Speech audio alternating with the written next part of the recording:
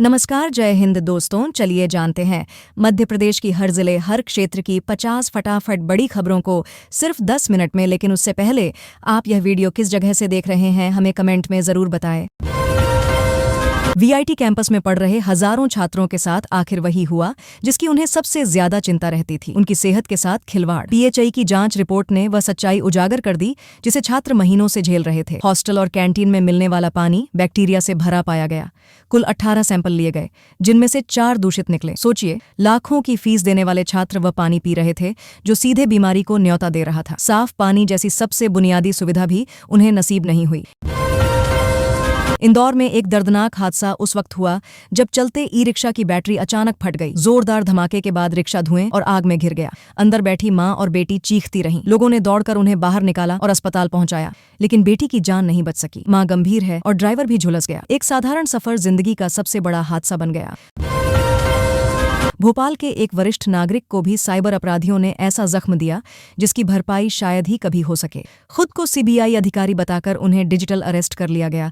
Video call पर नजर, डर पैदा करने वाली बातें और सुप्रीम कोर्ट में केस चलने का डर। इसी दहशत में उन्होंने अपनी सभी एफडी तुड़वा दी और 86 लाख रुपए अपराधियों के खाते में ट्रांसफर करा दिए।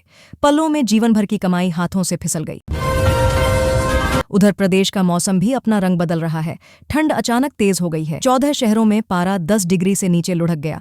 भोपाल में लगातार दूसरी रात शीतलहर चली। कई जगह सुबह कोहरा बढ़ गया है। मौसम विभाग ने साफ कहा है, आने वाले दिन और सर्द होंगे।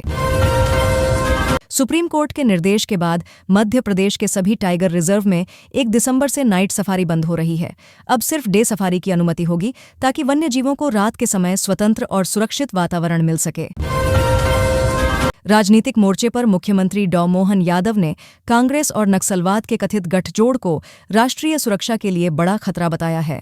उनका कहना है कि केंद्र सरकार की जीरो टॉलरेंस नीति से नक्सल प्रभावित जिलों की संख्या ऐतिहासिक रूप से घटी है।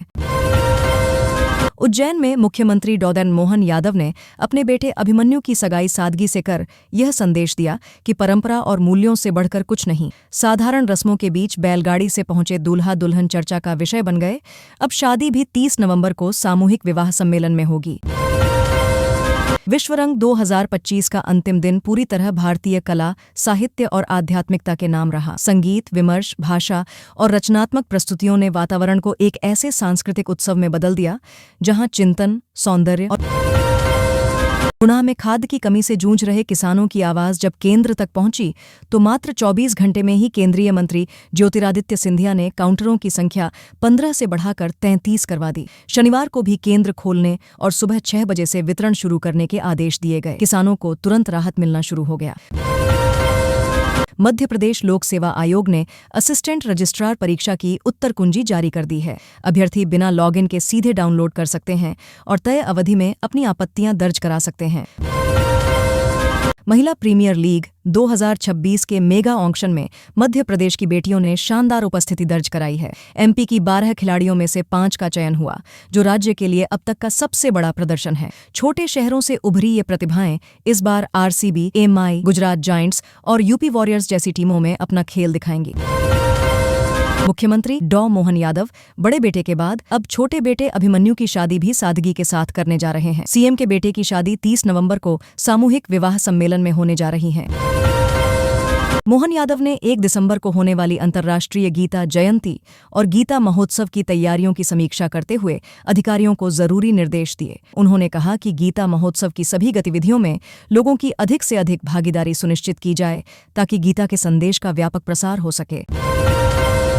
विदिशा के कागपुर में मुख्यमंत्री डॉ मोहन यादव ने करोड़ों की विकास परियोजनाओं का लोकार्पण भूमि पूजन करते हुए वाटर पार्क और सेंचुरी बनाने की घोषणा की। कार्यक्रम में विभिन्न सरकारी योजनाओं के हितग्राहियों को भी लाभ वितरित किए गए और ग्रामीण विकास एवं किसानों की समृद्धि को सरकार की सर्वोच्च प्राथमिकता बताया गया। वंदे भारत ट्रेन में बीते 4 माह से सीटें फुल जा रही थीं। इस कारण रेलवे ने वंदे भारत के कोच बढ़ा दिए हैं। इंदौर से नागपुर तक ट्रेन चलाने की मांग हमेशा से उठती रहती है। 2 साल पहले इंदौर से भोपाल के बीच वंदे भारत ट्रेन का संचालन शुरू किया था। राज्य सरकार ने अब बिजली की अति उच्च दाब ट्रांसमिशन लाइन बिछाने के दौरान निजी भूमि लेने पर किसानों व भूस्वामियों को पहले से कहीं अधिक मुआवजा देने का फैसला किया है। टावर के लिए उपयोग की गई जमीन पर 200% और ट्रांसमिशन लाइन के मार्गाधिकार क्षेत्र पर 30% तक क्षतिपूर्ति सीधे डिजिटल भुगतान के माध्यम से दी जाएगी। वर्षों से बिना जमीन के रह रहे परिवारों को अब अपना घर और जमीन का अधिकार मिलेगा। राज्य सरकार ने भूमिहीन और आवासहीन परिवारों को कानूनी रूप से जमीन का मालिक बनाने के लिए प्रदेश भर में बड़ा अभियान शुरू किया है। वीआईटी कैंपस में पढ़ रहे हजारों छात्रों के साथ आखिर वही हुआ जिसकी उन्हें सबसे ज्यादा चिंता रहती थी, उनकी सेहत के साथ खिलवाड़। पीएचई की जांच रिपोर्ट ने वह सच्चाई उजागर कर दी जिसे छात्र महीनों से झेल रहे थे। हॉस्टल और कैंटीन में मिलने वाला पानी बैक्टीरिया से भरा पाया गया।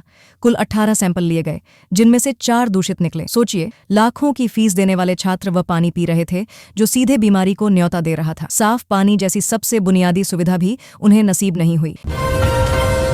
इंदौर में एक दर्दनाक हादसा उस वक्त हुआ जब चलते ई-रिक्शा की बैटरी अचानक फट गई। जोरदार धमाके के बाद रिक्शा धुएं और आग में घिर गया। अंदर बैठी मां और बेटी चीखती रहीं। लोगों ने दौड़कर उन्हें बाहर निकाला और अस्पताल पहुंचाया, लेकिन बेटी की जान नहीं बच सकी। मां गंभीर है और ड्राइवर भी झुलस गया। एक साधारण सफर जिंदगी का सबसे बड़ा हादसा बन गया। भोपाल के एक वरिष्ठ नागरिक को भी साइबर अपराधियों ने ऐसा जख्म दिया जिसकी भरपाई शायद ही कभी हो सके। खुद को सीबीआई अधिकारी बताकर उन्हें डिजिटल अरेस्ट कर लिया गया। वीडियो कॉल पर नजर, डर पैदा करने वाली बातें और सुप्रीम कोर्ट में केस चलने का डर, इसी दहशत में उन्होंने अपनी सभी एफडी तुड़वा दी और 86 लाख रुपए अपराधियों के खाते में ट्रांसफर करा दिए। पलों में जीवन भर की कमाई हाथों से फिसल गई। उधर प्रदेश का मौसम भी अपना रंग बदल रहा है। ठंड अचानक तेज हो गई है। 14 शहरों में पारा 10 डिग्री से नीचे लुढ़क गया। भोपाल में लगातार दूसरी रात शीतलहर चली। कई जगह सुबह कोहरा बढ़ गया है। मौसम विभाग ने साफ कहा है, आने वाले दिन और सर्द होंगे। सुप्रीम कोर्ट के निर्देश के बाद मध्य प्रदेश के सभी टाइगर रिजर्व में 1 दिसंबर से नाइट सफारी बंद हो रही है। अब सिर्फ डे सफारी की अनुमति होगी ताकि वन्यजीवों को रात के समय स्वतंत्र और सुरक्षित वातावरण मिल सके। राजनीतिक मोर्चे पर मुख्यमंत्री डॉ मोहन यादव ने कांग्रेस और नक्सलवाद के कथित गठजोड़ को राष्ट्रीय सुरक्षा के लिए बड़ा खतरा बताया है। उनका कहना है कि केंद्र सरकार की जीरो टॉलरेंस नीति से नक्सल प्रभावित जिलों की संख्या ऐतिहासिक रूप से घटी है। उज्जैन में मुख्यमंत्री डॉ मोहन यादव ने अपने बेटे अभिमन्यु की सगाई सादगी से कर यह संदेश दिया कि परंपरा और मूल्यों से बढ़कर कुछ नहीं। साधारण रस्मों के बीच बैलगाड़ी से पहुंचे दूल्हा दुल्हन चर्चा का विषय बन गए। अब शादी भी 30 नवंबर को सामूहिक विवाह सम्मेलन में होगी। विश्वरंग 2025 का अंतिम दिन पूरी तरह भारतीय कला, साहित्य और आध्यात्मिकता के नाम रहा। संगीत, विमर्श, भाषा और रचनात्मक प्रस्तुतियों ने वातावरण को एक ऐसे सांस्कृतिक उत्सव में बदल दिया जहां चिंतन, सौंदर्य और परंपरा एक साथ बहती दिखीं। गुना में खाद की कमी से जूझ रहे किसानों की आवाज जब केंद्र तक पहुंची तो मात्र 24 घंटे में ही केंद्रीय मंत्री ज्योतिरादित्य सिंधिया ने काउंटरों की संख्या 15 से बढ़ाकर 33 करवा दी। शनिवार को भी केंद्र खोलने और सुबह 6 बजे से वितरण शुरू करने के आदेश दिए गए। किसानों को तुरंत राहत मिलना शुरू हो गया।